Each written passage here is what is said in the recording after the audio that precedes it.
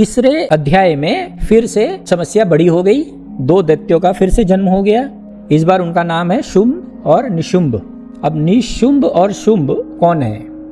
ये भी एक रूपक है। ये रूपक जो है डुअलिटी के हैं। डुअलिटी माने विरोधाभास, यानी अच्छे और बुरे।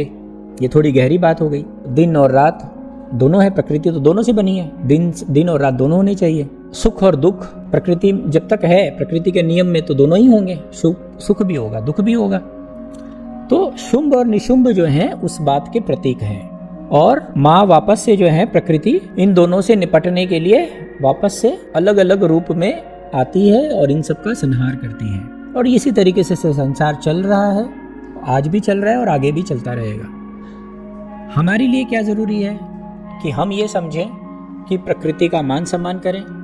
प्रकृति यानी माँ शक्ति, जिस शक्ति के अनुरूप ये संसार चल रहा है उसका पालन करें तो हमारा जो जीवन है वो ठीक से चलेगा।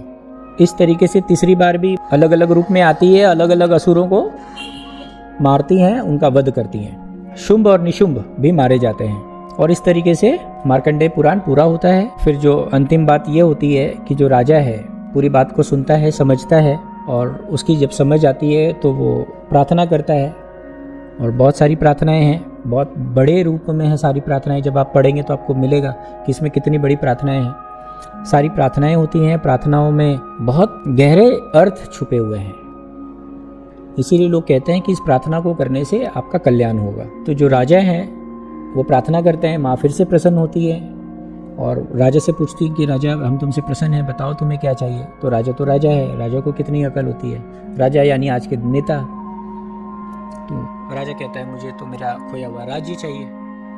तो माँ तथास्तु कहती है। समझने की बात आगे और भी है कि जो व्यापारी है वो तो व्यापार की भाषा समझता है, लेन देन की भाषा समझता है। वो तो देख के आया है कि जो धन दौलत उसके पास था वो किसी काम में नहीं आया। तो वो कहता है नहीं माँ, मुझे तो व्यापार नहीं चाहिए, मुझे धन दौलत नहीं चाहिए, मुझे तो परम सत्य चाहिए, मुझे तो मोक्ष चाहिए।